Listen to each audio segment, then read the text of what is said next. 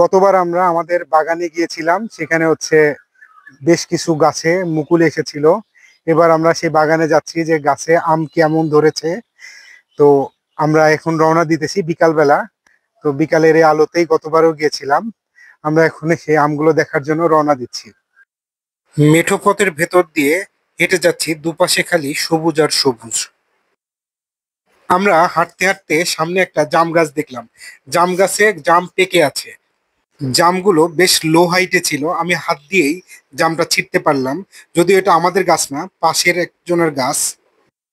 বেশি বড় ছিল না, তবে পাকা এবং সুস্বাদুই ছিল। আর একটু পাশেই আর একটা জামের থোকা ছিল, যেখান থেকে আমরা জাম ছিঁড়ে নিলাম এবং সেই জামটা আমি এবং তানিয়া ভাগ করে খেলাম। গ্রামীণ পরিবেশে এরকম অনেক কিছুই পাওয়া যায়। যাই হোক, এই খাওয়া দাওয়ার শেষে আমরা আবার সামনের দিকে রওনা দিলাম, আমাদের আম বাগানের দিকে। একটু সামনে এগোতেই দেখলাম কিছু রসুন ঝুলিয়ে রেখেছে সংরক্ষণ করার জন্য, বাড়ির টিনের ছাউনির ঠিক নিচেই। নদীর এক পাশ দিয়ে হেঁটে যাচ্ছিলাম, যা দেখতে ভালোই লাগছিল। নদীতে পানি থাকলেও কচুরিপানাতে ভর্তি ছিল এই নদী। বিকালে সূর্যাস্ত প্রায় হয়েই যাচ্ছিল। এরই মাঝে আমরা হেঁটে যাচ্ছি আমাদের বাগানের দিকে। পথে যেতে যেতেই দেখলাম একজনের বাড়িতে একটা আম গাছ। গাছটা বেশি বড় না, কিন্তু প্রচুর পরিমাণে আম ধরেছে। হেঁটে হেঁটে যখন যাচ্ছিলাম, পেছনে আমার ছেলে মেয়ে, আমার ওয়াইফ, আমার ছোট বোন আছে, সবাইকে নিয়ে যাচ্ছিলাম। গাছ দিয়ে এমন ভাবে রাস্তাটা ঘেরা, মনে হচ্ছে যে সবুজের একটা গেট করে রেখেছে আমাদের জন্য। হাঁটতে হাঁটতে আমরা আমাদের প্রথম আম বাগানে চলে আসলাম। এই বাগানের প্রতিটি আম গাছই বেশ বড় এবং প্রতিটি আম গাছেই বেশ আম ধরেছে।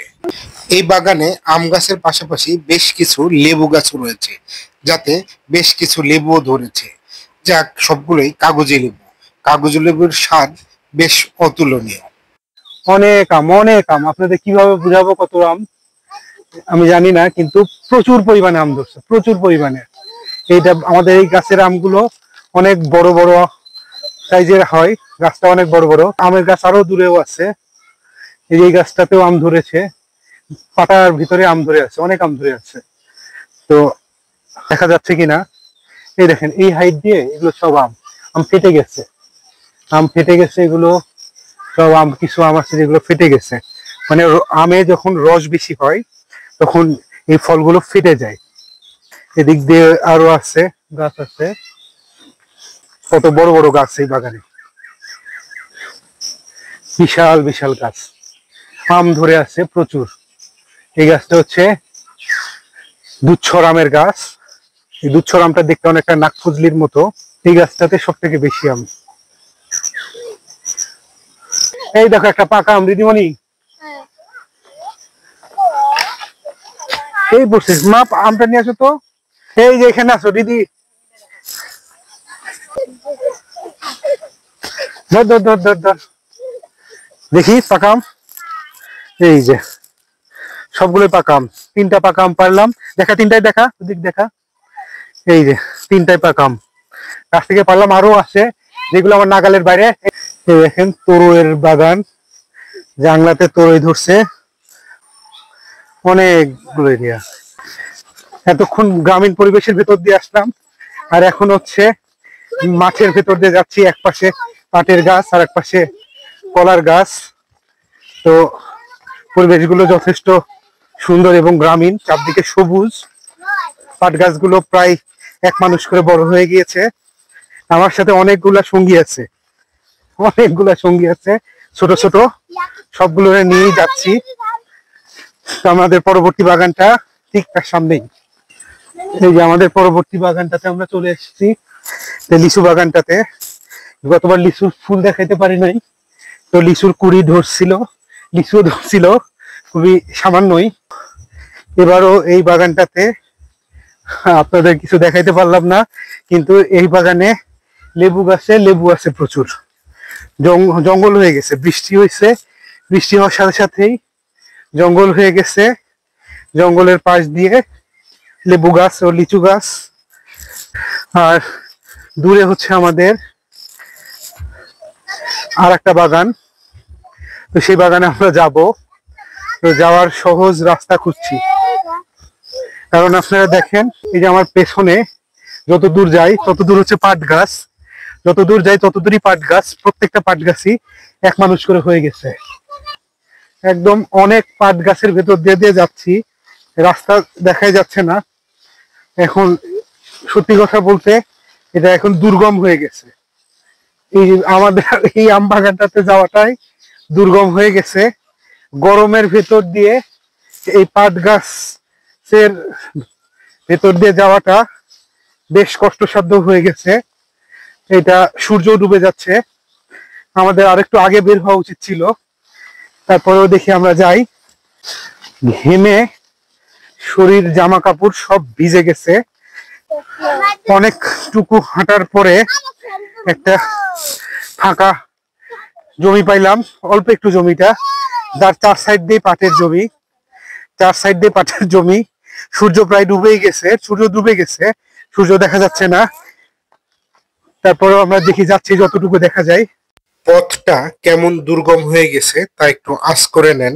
তার সাথে ছিল সাপ ও পোকামাকড়ের ভয়। আমার সাথে আমার বাচ্চা থাকায় আমি নিজেও বেশ ভয় পাচ্ছিলাম। আপনাদের বলে বিশ্বাস করানো যাবে না কতটুকু স্ট্রাগল করে বাগানের মধ্যে দিয়ে আসলাম শুধু আপনাদের দেখানোর জন্য। আর ভেতরে ঢোকার পর আম দেখে মন ভালো হয়ে গেছে, আম দেখে লিটারেলি মন ভালো হয়ে গেছে, খুবই ভালো লাগছে। দেখেন এই ছোট গাছে কত আম, ছোট গাছগুলোতে কত আম, আর কিরকম লো হাইটে আম ধরেছে একটু দেখেন। প্রচুর পরিমাণে আম ধরেছে, প্রচুর পরিমাণে আম্রপালি আম। এই গোটা বাগানটাই আম্রপালির, এই গোটা বাগানটাই আম্রপালির, এবং আমগুলো যথেষ্ট ধরেছে, যথেষ্টই ধরেছে। এর ভেতরে কিছু লিচু গাছ আছে, এই দেখেন আমগুলো, এই যে আম, আম প্রচুর আম, প্রচুর আম। এই যে আম কি এগুলো পাকছে? না, পাকে নাই, এখনো পাকে নাই, তবে এগুলো পাকবে, এগুলো রাখলেই পেকে যাবে। আমগুলো দেখলে মন ভরে যাচ্ছে। এদিকে আপনি যতই যাবেন এরকম আম চোখে পড়বে, যতটুকুই যাবেন, এদিকে যতটুকুই যাবেন ততটুকুই আম চোখে পড়বে, এদিকে যতটুকুই যাবেন ততটুকুই আম চোখে পড়বে। প্রতিটা গাছেই কি পরিমাণ আম। এর আগে আমি দেখিয়েছিলাম মুকুল ধরেছে প্রচুর, তো এবার আপনাদেরকে দেখাইলাম আম কি পরিমাণে ধরেছে। মানে আম যখন ধরে তখন প্রতিটা কৃষক বলেন, প্রতিটা চাষি বলেন, সবারই মন ভালো হয়ে থাকে। আমরা পাশের গলিতে যাই, পাশের গলিতে গেলেও আপনি দেখেন, গলি বলতে প্রতিটা এগুলো হচ্ছে পরে লাগাইছে, ছোট ছোট গাছগুলো, ছোট ছোট গাছগুলো পরে লাগাইছে, আর এগুলো হচ্ছে আগেকার গাছ। আপনি যেদিক দিয়ে তাকাবেন গোটা গাছ জুড়েই আম, গোটা গাছ জুড়েই আম। এরকম আম দেখার জন্যই এত কষ্ট করেছি, এসেছি, এবং আম দেখে মন ভালো হয়ে গেছে। বাবা তুমি আম দেখছো? কত কত আম ধরছে বাবা? অনেক আম ধরছে। আচ্ছা, সেই আম ধরা ধরছে, হ্যাঁ দাদাদের কাছে সেই আম ধরা। হ্যাঁ প্রচুর আম, এরকম গোটা বাগানটাতে। আমি তো গোটাটা আপনাদেরকে কেমনে দেখাবো জানি না, তবে গোটা বাগানটাতেই আম ধরে আছে। আম পাকে নাই, আম্রপালি আম, আর কিছুদিন পরে পাকবে। গোটা গাছে আম, কি বলবো আপনাদের, এরকম আম দেখলে কার না মন ভালো হয়ে যায়। সত্যি কথা বলতেছিলাম যে আমি যখন আসি তখন মনে হচ্ছিল যে এত কষ্ট করে যাচ্ছি, যদি আম না থাকে গাছে, যদি আম না থাকে, কিন্তু আম যে এত বেশি ধরেছে, মন ভালো হয়ে গেছে, মন ভালো হয়ে গেছে এই আম দেখে। এরকম আম থাকলে অনেক ভালো লাগে। এই বাগানে আমাদের এরকম বেশ কিছু লাইন, ওই মাথা থেকে এই মাথা পর্যন্ত, এই এখান পর্যন্ত বেশ কিছু লাইন। আমি আপনাদের এর আগেও আরেকটা লাইনে দেখিয়েছি, এই পাশে আরেকটা লাইনে দেখাই।